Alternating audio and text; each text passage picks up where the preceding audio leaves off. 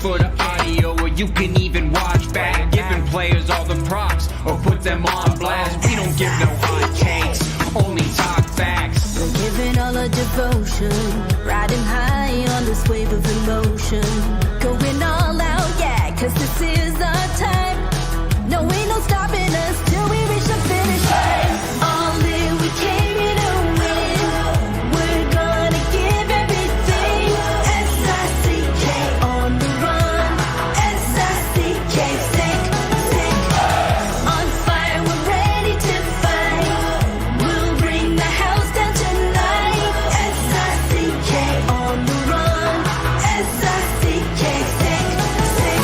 Playing on the car ride, play it when you lounge. X and O, you know that we can hold it down. Shout out to my man Sammy, got it off the ground. And to all the listeners tuned in right now, got debates, analysis, and speculation. This is sports talk for the new generation. You know where to find us, got a reputation. Sick podcast, your #1 sports destination. We're giving all our devotion, riding high on this wave of emotion.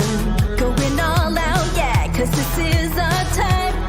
No, ain't no stopping us till we reach the finish line. All in, we came here to win. We're gonna give everything. S-I-C-K on the run. S-I-C-K, sick, sick. On fire, we're ready to fight. We'll bring the house down tonight. S-I-C-K on the run. S-I-C-K, sick, sick. S-I-C-K, it's the sickest podcast. Tune in for the audio, or you can even watch back. Giving players all the props, or put them on blast. We don't give no hot takes, only talk back. S-I-C-K, S-I-C-K, S-I-C-K, S-I-C-K, S-I-C-K, S-I-C-K, S-I-C-K. all in, we came here to win. We're gonna give everything. S-I-C-K on the run. S-I-C-K, sick, sick. S-I-C-K, it's the sickest podcast. Tune in for the audio, or you can even watch back. Giving players all the props, or put them on blast. We don't give no hot takes, only talk facts. We're giving all our devotion, riding high on this wave of emotion. Going all out, yeah, cause this is our time. No, ain't no stopping us till we reach the finish line. All in, we came here to win. We're gonna give everything. S-I-C-K on the run. S-I-C-K, sick, sick. On fire, we're ready to fight. We'll bring the house down tonight. S-I-C-K on the run. S-I-C-K, sick, sick. Playing on the car ride, play it when you lounge. X and O, you know that we can hold it down. Shout out to my man Sammy, got it off the ground. And to all the listeners tuned in right now, got debates, analysis, and speculation. This is sports talk for the new generation. You know where to find us, got a reputation. Sick podcast, your #1 sports destination. We're giving all our devotion, riding high on this wave of emotion. Going all out, yeah, cause this is our time. No, ain't no stopping us till we reach the finish line. All in, we came here to win. We're gonna give everything. S-I-C-K on the run. S-I-C-K, sick, sick. On fire, we're ready to fight. We'll bring the house down tonight. S-I-C-K on the run. S-I-C-K, sick, sick. S-I-C-K, it's the sickest podcast. Tune in for the audio, or you can even watch back. Giving players all the props, or put them on blast. We don't give no hot takes, only talk back. S-I-C-K, S-I-C-K, S-I-C-K, S-I-C-K, S-I-C-K. S-I-C-K. Turn up your volume. Because you're about to listen to The Sick Podcast. With Tony Marinaro. 55 seconds left in the penalty, a minute and 27 seconds left in regulation time. Boston 4, Montreal 3. Lafleur coming out rather gingerly on the right side. He gives it into Lemaire, back to Lafleur. Oh! The sickest Montreal Canadiens podcast. You're in the ball! Sports entertainment like no other. Rejoint, on lui fait perdre la rondelle, une passe devant. Et c'est le dégagement et ce sera la victoire des Canadiens. Stanley pour les Canadiens, le 23e de l'histoire. You found the dogs! John, you found the dogs! He found the dogs! And all together, they worked a young team to the top. And now, a 24th Stanley Cup banner will hang from the rafters of the famous Forum in Montreal. The Canadiens win the Stanley Cup! Brought to you by Energy Transportation Group. Driven to be different. La Vida.tv. Embrace your true nature. And Playground, your premier gaming destination. It's gonna be sick.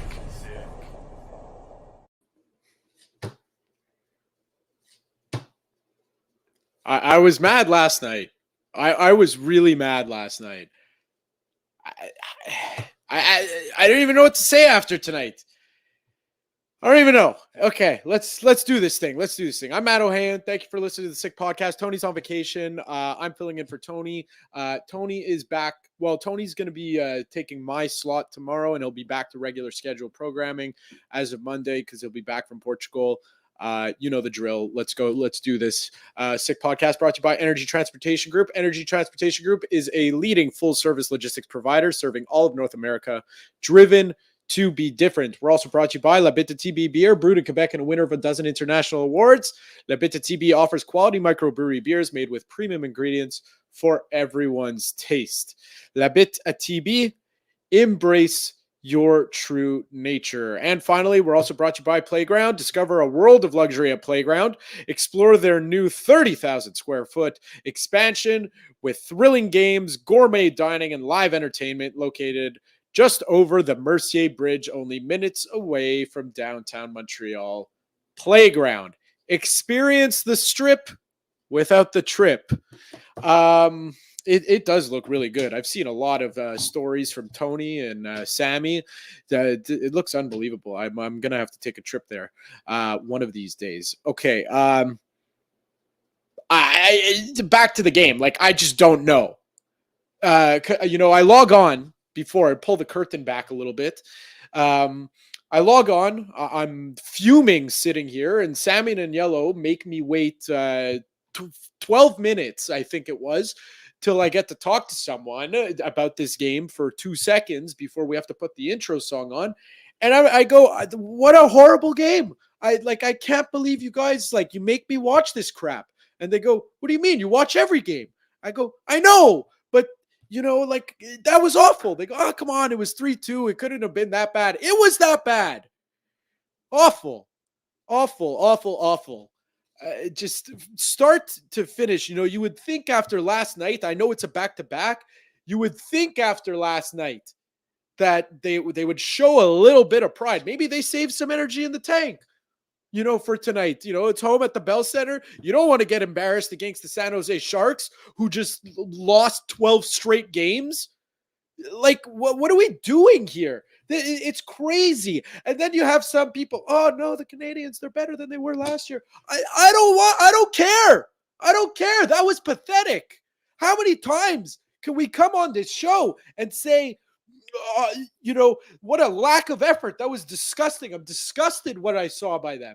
It's happened so many times. And for the people that are delusional and just want wins all the time, get a clue. The Canadiens are closer to that, to the San Jose Sharks in the standings, than the New York Rangers, who they beat, who apparently that's the crowning moment of their season last Saturday. It's pathetic. And I feel bad for all of you in the comments who watched that game. I really do. I feel bad for you because you wasted 3 hours of your life. And but consolation prize, you get an hour with me now, so it's not that bad. At least I'm getting paid. At least I'm getting paid to watch the game. I almost wanted to, text Sammy and Yellow halfway through the second period going, I don't want it. It's not worth it. It's not worth the money to me. All right, another guy who's getting paid to watch the game. He's my guest tonight. I spoke to him for the first time last week. He's from recruits.ca. He runs the Sick podcast, Draftcast. His name is Grant McCagg. He's one half of the Sick podcast, Draftcast. Grant, how we doing? I want to raise. You and me both. You and me both. I'm not a big drinker, but they've driven me to drink. I about middle of the second period, I said, okay. I went and cracked a cold one and started suck a few back. So just, because I was going to fall asleep. Well, that's natural. I realized that I had to come on and give some, profound analysis on that. But imagine paying $300 and then leaving with about 6 minutes left. The only thing that they did that excited the crowd at all was when they, they got a 3-goalie system. Maybe they should look at this no goalie system, because the only time they were exciting at all tonight was when there was no goalie in the net. So they should just games like that about midway through the second period when they had a known offensive zone. I would have pulled the goalie. Next game if they play like that where there's no heart, no effort, no nothing, middle of the second period when they're that, I'd pull the goalie just to wait and say, okay, the only time you showed any heart or anything at all was the last 6 minutes when the goalie was pulled. So I'm going to pull the goalie now. Let's see if you can get one and get back in it. Because, I don't know what Marty said in the second period. It certainly didn't inspire them. After the first, I thought, okay, they'll come out, and they came out a little bit for about a minute. But then in the third period, too, I'm thinking, they're lifeless. And last game was the same. Like, that's the worst 2 back-to-back games they played of the year. It was just, you can accept it when the effort's there. But tonight, that was, they mailed it in. That was very, very disappointing. I had a look at their who they've lost to this year, and 11 of their losses have come against non-playoff teams. That's, you got to win. You got to win some of those, right? That's the difference between being a playoff contender and being a pretender. And we're getting like tonight was the nail in the coffin as far as the playoffs go, for sure. We kind of knew it already, but I don't know if you saw the interview with Drager, the insider, saying that they promised Monahan that they'd trade him at some point this year before the year, which I found interesting because, what if they were in a play? You didn't expect it, but what if they were in a playoff position going up to the trade deadline? Were they going to trade him regardless? Would he not have wanted to stay? Would they not have wanted to keep him for the play? So that surprised me. Drager's pretty good, pretty accurate with his info, so I don't doubt that was the case. Maybe he's got it a little misinterpreted, but I found that interesting. But anyway, I don't want to dwell too long on tonight's game because it was depressing. Just the thing, I saw a great take on Twitter, and as mad as I was last night, after last night's game, you could make the argument that they worked. They worked last they did. Night, No, you're right. So a little better. So the take goes like this. It's from Andrew Berkshire. I'll tell you exactly what happened there. The Habs didn't outplay Philly, but they worked their asses off defensively to steal a point. I don't know.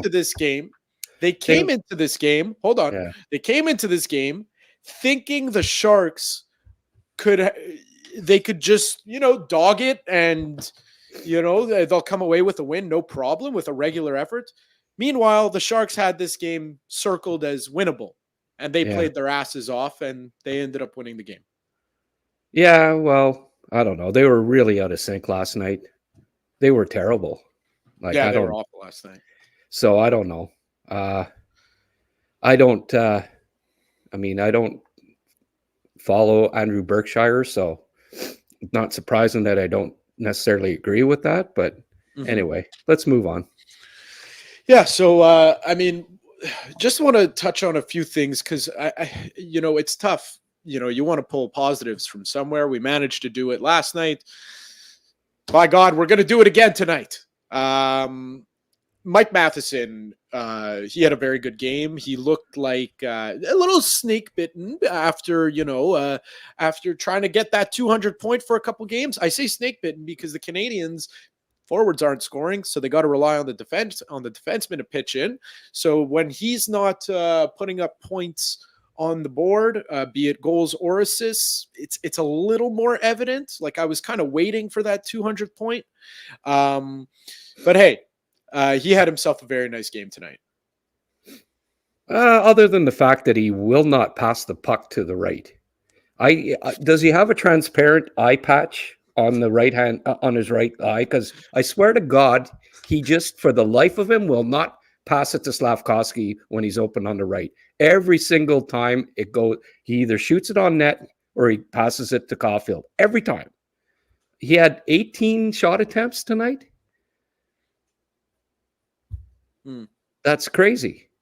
It just like every single time he got the puck there, it was, well, it's either going to Caulfield or I'm shooting it at the net. Finally, I mean, out of 18 shots, okay, one of them got tipped by Anderson. It went in. Great. Yeah. But it just frustrates me that it's predictable with him. Every time it's either shoot or pass it to Caulfield. Shoot, pass it to Caulfield. When he gets it, and Slaff's over there, wide open. He's tapping his stick. He's got a stick like this. He's looking around, skating around, and he never friggin' passes it to him, ever. It's once a game, if he's lucky, he passes it to him on the power play. And I don't know why he can't mix it up. So we're not as agreeable this show as the last time, eh? Matt, hey, but listen, it makes for it'll make for good debate. It'll make for good debate. No, he had some. I mean, he was involved. 17 shot attempts, he was involved definitely, but wow, it's I just get frustrated with it. Like, has no one talked to him about it? That hey, Caulfield's standing against the boards. You pass it to him and Caulfield doesn't do anything with it. Well, try it the other way where Slaff's sitting there ready for the one-timer. He's got a great shot too. Once in a while, mix it up and pass it the other way. It's the same. It's been the same thing ever since Slaff became his defense partner on the power play. I don't know why he won't pass it to him, but he doesn't. And you got to mix it up. You got to mix it around.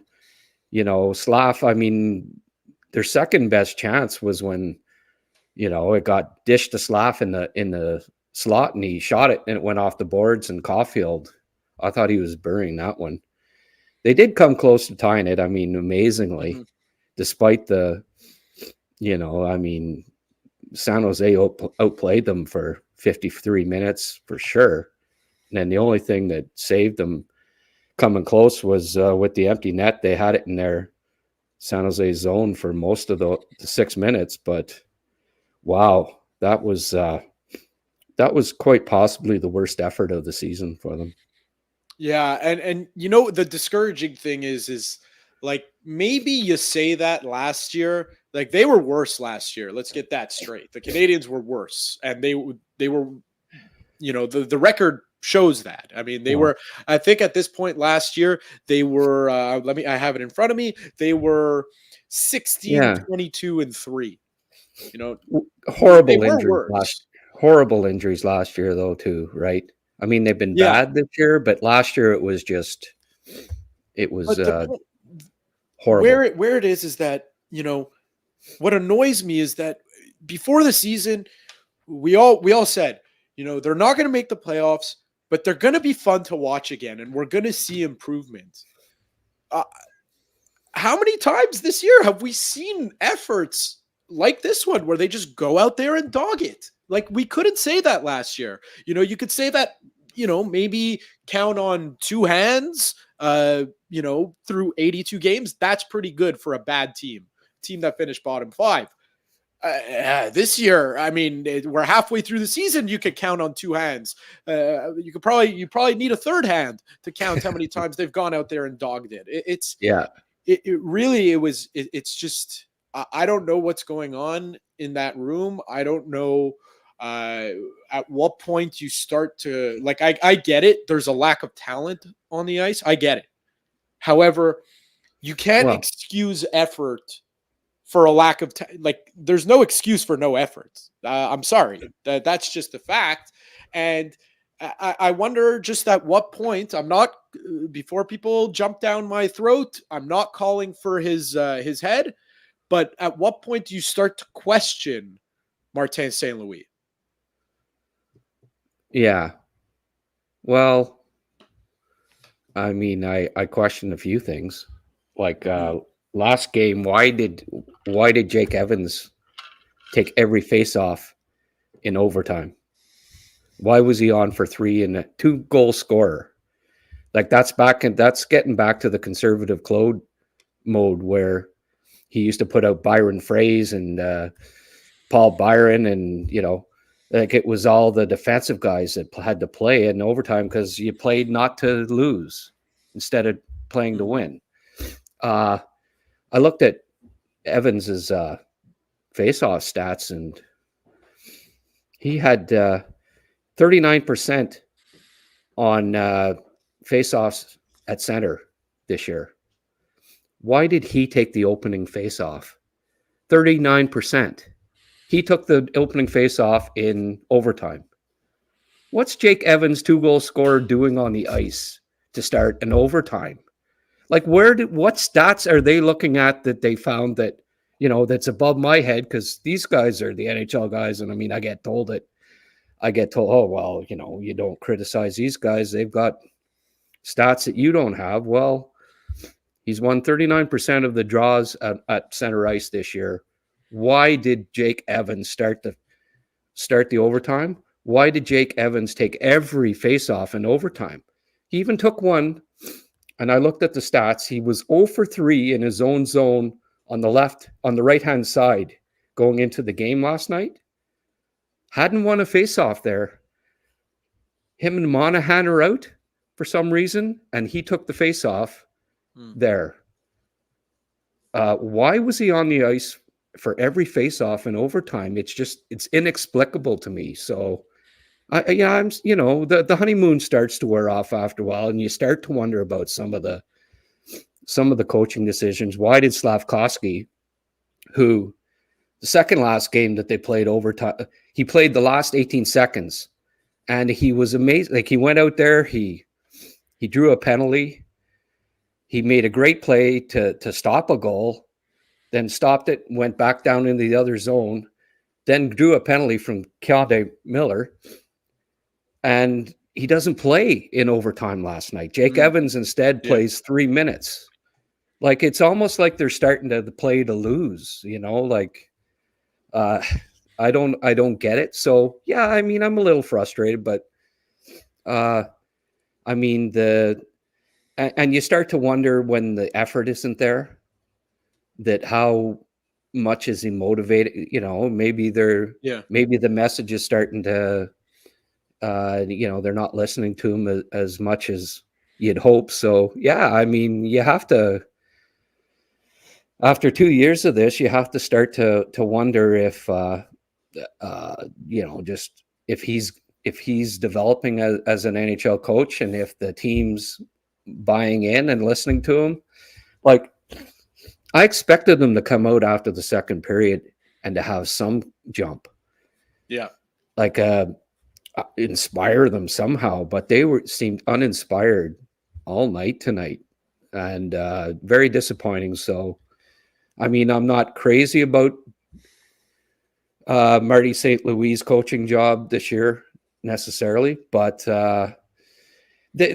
you have to, they're down. Their talent level isn't there too. Mm-hmm. So when you look at it, they're 5 points out of a playoff spot with their obvious lack of talent. They don't have a second line, right?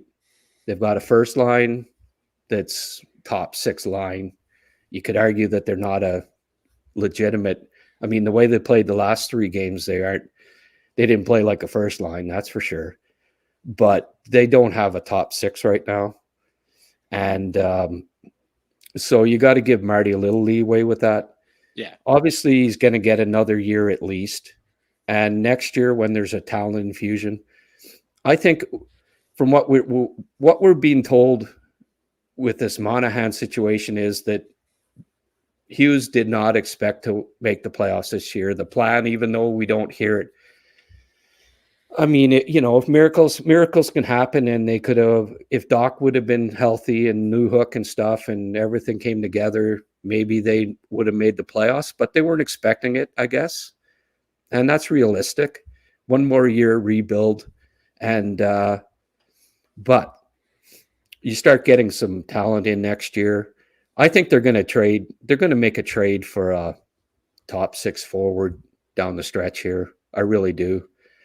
A young guy or whatever that can come in and fill a spot, then bring in the young guys, bring back Doc, hope that Newhook continues to evolve, and have a top 6 next year, because you got to have it. If you want to make the playoffs, you need 2 legitimate top 6 lines, and it's been, 3 decades since they've had that? It's time. We tired of the Habs, the Flying Frenchmen, who one time were the most skilled team in the league. When I was growing up, it's been 3 bloody decades since it's been 3 decades of defensive, mediocre hockey. And I really hope that starting next year, because it's not going to happen this year by the looks of things, that it'll start to. Go ahead. Yeah, because you say there's going to be a talent infusion at some point. Of course, there will be. And this got my mind working because it's topical because he's there's a player in trade rumors because the Anaheim Ducks just acquired another young forward. Now Trevor Zegras is in the rumor mill. Right. Listen, if I'm Kent Hughes, I'm all over that. I know he's having a tough year this year, but you got to take, who on the Canadians isn't having a tough year. So that's the first thing. And you got to take the good with the bad and look at the entire sample size. He had 60 points his rookie season. He had 65 points last year. He didn't just fall off a cliff and he's a nobody, and for the people saying he's small, he's 6 feet tall and 185. It's not big, but it's also not small. Yeah. He's a very talented forward. I think always skilled. I think it would be what do the Canadians need? Skill and talent, and that would be just what the doctor ordered. Yeah. But it takes 2 to tango. What are Montreal's trading assets are defensemen, and Anaheim does not need defensemen. Mm-hmm. They already just traded one, and because they're loaded with young defensemen, just like Montreal. They're the two most. They have the two. Montreal and Anaheim have the deepest young core of defensemen in the league. So they just traded. They just traded Drysdale, but they still are loaded. They've got Luno, Warren coming, Mintyukov's great. They love Zellweger. Fowler's still young. I can go on and on with their defense. Mm-hmm. So yeah, I don't know what Montreal could offer.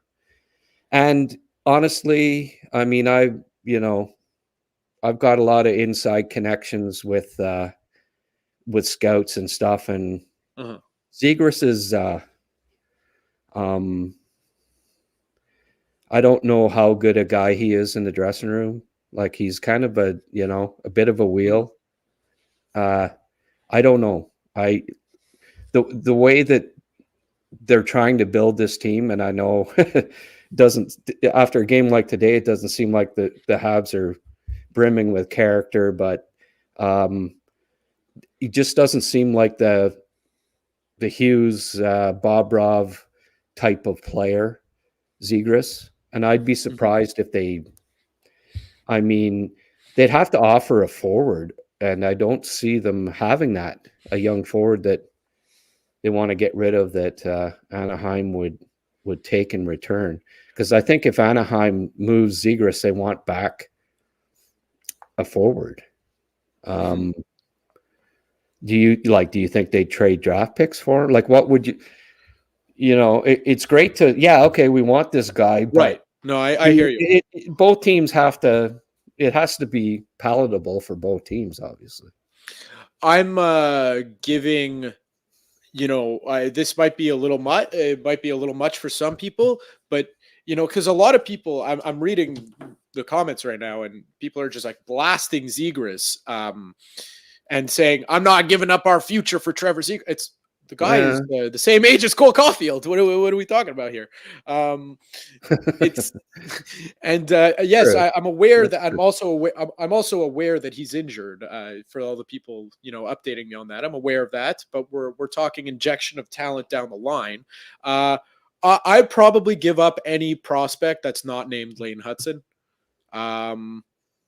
Prospects not named Lane Hudson, plural. Plus, he's that you don't find talent like that just anywhere. Like people could.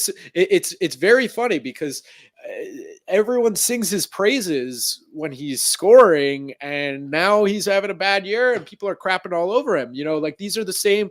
It's the same Montreal Canadiens fans that will fight till the very end, fight to the death over Cole Caulfield and how he's all that. And like I believe he is. I believe it, but he hasn't shown it to me this year. He hasn't proven he could stay healthy. I'm a believer. Let's get that straight. Well, Zegras hasn't shown it this year either. So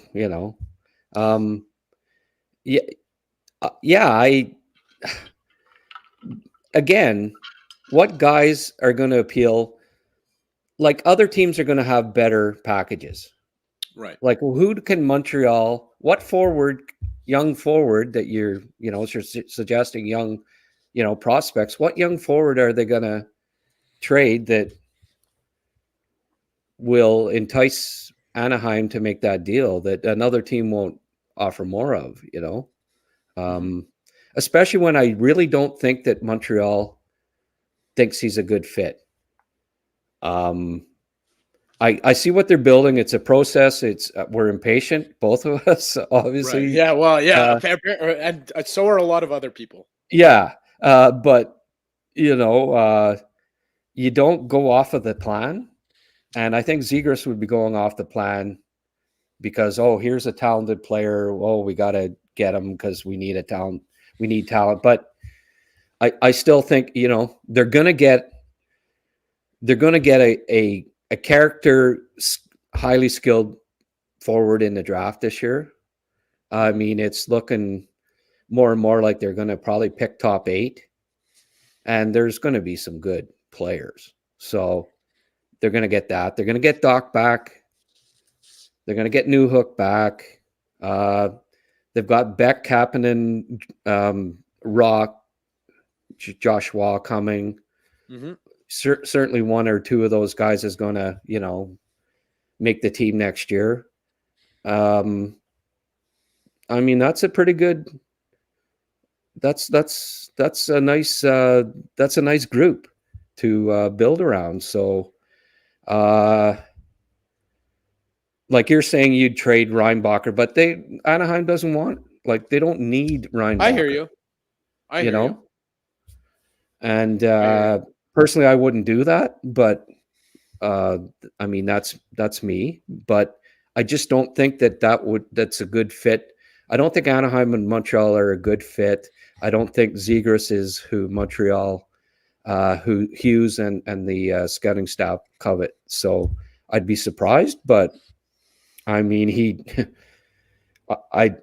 there's no doubt at all that he would be a top 6 forward on the Canadians, and that he's skilled, and that if they did trade for him, I'd warm up to it, you know? So we'll see what happens, but I'd be surprised. Well, that's it. Well, that's it. You know, it's all hypothetical. And like you said, you'd warm up to it because, you know, he's here. You know, you got no choice. Well, I mean, you got no choice. That's the way I've always been, you know? Yeah. Like the fans that went apoplectic when Subban got traded, no, I'm never going to cheer for the Habs again. Well, I became, you know, a huge Shea Weber fan the day that he got traded to them, you know? And by PK, thanks for the memories. You gave us a lot of great moments, and you're a dynamic kid, you know, or he was at the time. But now, you know, move on. It's team. So, yeah. I mean, I would cheer. I would want Zegras to become a point a game guy in the NHL if he became a Hab. Yeah. So, I mean, listen, thankfully, we aren't getting paid to make these decisions for the Canadians because, you know, I don't know what I would do. You know, it's like, what can they do? But eventually, I find, you know, I wouldn't say that you and I are impatient. It's just we expect more than what was on our screens the past 2 nights. You know, like that goes beyond not having talent. I didn't feel like working tonight. Like you know, we all do it. We all do it sometimes. You know, it's, you know, not everyone has their best day of work, but it seems like it just feels like they're all not having their best day at work very often. It's very often where they're, you know, I don't feel like giving it 110 tonight. Well, what is their differential? Are they like, there's like second last in the league or something like that? Minus 27, third, fourth. Like in the East, there's second last in goal differential, you know? Mm-hmm. So, yeah, there's been a lot of stinkers this year. And last year, at least, like even with the horrific amount of injuries, they gave it on most nights. And this year we're seeing less of it. Like, why did they not show up tonight at all? Like, it was so important for them to beat the last place team in the league. And if they wanted to stay, like all of these games against bottom feeders are must wins. And you're at home. Yeah, you didn't play, you know, you had 50 some shots against New York, and we're lucky to win that. Mm-hmm. You were lucky to get a point, really lucky to get a point against Philadelphia. I mean, holy geez. 2 shots in the first period, and they were both not really shots. They were bounced off about 5 people. You know, they should never have got a point against Philadelphia last night either. And then turned around, and I thought, okay, well, there'll be effort tonight at least. And no, it was quite possibly the worst game of the year for them. So let's move off the game because we're both upset about this. I feel like everyone in the comments is upset about it also. Let's move on. Let's talk about fun things, you know? Like let's talk about, you know, we mentioned him. I mentioned him earlier. You and producer Shane had a very special guest, a very exciting guest on the Draftcast. Why don't you tell me about that conversation you had with Lane Hudson? Oh yeah, he's a terrific kid. Like I said, well, I'll get in touch with him and see if he wants to come on the Draftcast this week. I mean, he just won a gold medal, just came back, probably still jet lagged. Oh yeah, has a ton of schoolwork to get caught up on. Plays the night before in, you know, a game and gets 3 points, and then comes on in the office at the rink doing a podcast because he was probably just after practice or something, you know. Like, I mean, wow, what a character kid. I just the more I've gotten to know him and talking to two of his coaches that he's had at the under 18 level on the draft cast this year, just how competitive and how just complete character kid. And he's going to be an NHLer. I have no doubt about it. And people that, come on and, media guys that say, well, let this and that. I'm telling you, I have no doubts whatsoever that he will beat the odds, as they say, because he's a 5'9", 5'10", 160-pound defenseman. There aren't many of them, but some of them make it, and he's going to be one of them. I have no doubt about that in my mind. What really the height is not of concern to me. It's just the weight. And hey, he's a 19-year-old kid. He's going to put on weight. He's going to fill out that body because, you mentioned there's a ton of defensemen that are his size that have made it. I think a pretty good one. And I think he's got more skill than him, raw skill. We'll see if it materializes. I think he carved himself out a pretty good NHL career as one Torrey Krug. 5'9", 195. That's it. He just bumped up the weight, and then he made it. I don't think anyone would be upset if a prime Torrey Krug was on the Canadiens. In talking to him, though, he really, I don't think he has any intention on putting on 30 pounds.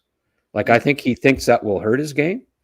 And in watching him, you don't see him getting he's one of those kids that's just for his weight is wiry, strong. I don't see him getting out muscled a heck of a lot, despite his size. And he's got a wingspan.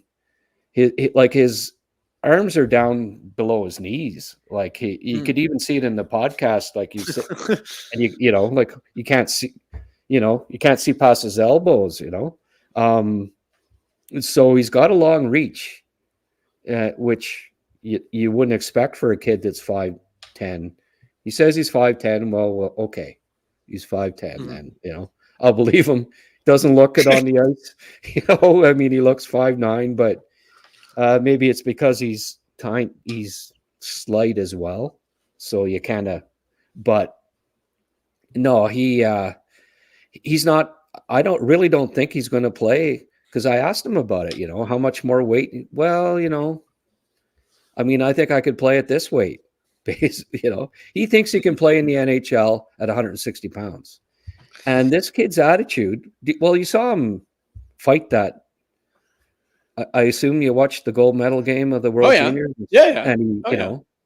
And he came back at that friggin' 6'2" speed and monster. Monster. He's not afraid. And he told me in interviews that I had before over the phone, I play it to me, everybody's the same size out in the ice, and that's how he plays. And that's, he's proved people wrong all his life, and he's going to continue to do that.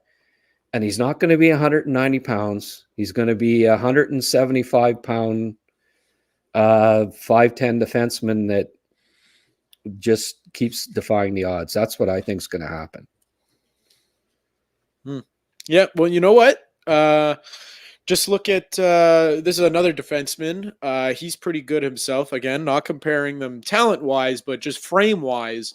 Cale Makar, 5'11", 187. So, that's lower in the weight class than Torrey Krug. And you just catch someone the right way. If you know how to hit, you're going to knock someone on their behind, because that's what Cale Makar is very, very good at doing. So yeah, for sure. He's not Makar. I don't know if he's 187. He's probably a little, you look at those weights and measures and they're not necessarily always accurate to They always tack on a few. Yeah. They tack on the height, but they don't necessarily tack on the weight. They keep it from whatever his weight was, early in his career sometimes. But certainly Makar's stockier like even, in his draft year or whatever, he probably weighed 175 or something like that. And, I asked Lane and, did you put on weight? No, I didn't put on weight over the year. Were you like in the off season where no, just, I play at 160 and I'm comfortable with it. And I mean, you can't argue with it. Like, he's dominant he's the best college defenseman, arguably. He was the best defensive defenseman, arguably, at the World Juniors at 160 pounds. So, if it ain't broke, don't fix it. So I get where he's coming from, where he doesn't want to bulk up too much and then lose some of that, the quickness that he has. So we'll see. I mean, obviously he's going to put on a few pounds, but I wouldn't be surprised if he played at 170, 175 at the most at the NHL level and excels. So let's throw up this comment by Insta Customs because it's a good one. Nick. It's topical. Snake says he's not a good backward skater and NHL players will have no problem getting around him. Any thoughts on that? Well, I don't. Does Snake have highlights of all the guys that beat him to the outside at the World Juniors? Because I watched every game. Yeah. His positioning, his guile, his stick, competitiveness are all top notch. So he's not the greatest skater, even forward. I mean, I'd say, that goes for forward and backward. He kind of has a funny stride and all that, but no, I don't think that it's something that's going to, keep him out of the NHL by any means. He just, he figures it out, even when there are limitations to a certain degree. I don't think he's a fabulous skater by any means. Great feet though, at the blue line. He can deke anybody, and he's going to do it at the NHL level too. Montreal clearly needs help on the power play, as despite how well Matheson played tonight. Yeah. No, I really do think that they need a power play quarterback. I don't think that's Matheson, and he's going to help Montreal immeasurably on the power play when he's finally ready. I hope so, because right now it just seems like, to get back to the Canadians on the ice, it just seems like, everything they did tonight and last night. So our biggest gripe at the beginning of the season was the power play. There's no creativity. They're always doing the same thing. They drop the puck to Nick Suzuki. He carries it in, and they look for Caulfield, and it's pretty much all they had in their back pocket. It improved a little bit, but then at 5-on-5, I just like, am I crazy, Grant? Well, I know, don't answer that yet. Hold on. Am I crazy, or were just all that they were doing was just feeding the puck to the point the past two games, and just, they're have the defenseman just take a shot and hope for a puck to bounce in the right spot and bang one in. That's just what it felt like they were doing all night tonight and all night last night when they had the puck last night. Yeah. Yeah. Well, I mean, feeding it to Caulfield as well. Like when the point man was feeding it to Caulfield, but yeah, they kept getting it back to Matheson and him. Like, again, I think they showed a stat at one point, and he had almost 20 attempted shots tonight, so it was just get it back to Matheson. He tries to get it on net and hope for the best. I mean, it resulted in one goal, so I guess, but 1 out of 18 isn't, that's not a great percentage. So listen, I didn't do too well in high school math, but I agree with you. I know that's not a good one. It's just over 5. How about that? That's not bad for mental math. Grant, thank you for not only sticking with the game tonight, but for chatting with me tonight. Okay, man. I look forward to future conversations. Sounds good. Thanks, Matt. All right, that was Grant McCagg. Now, let's get the Accent Insurance moment of the game. Accent Insurance moment of the game.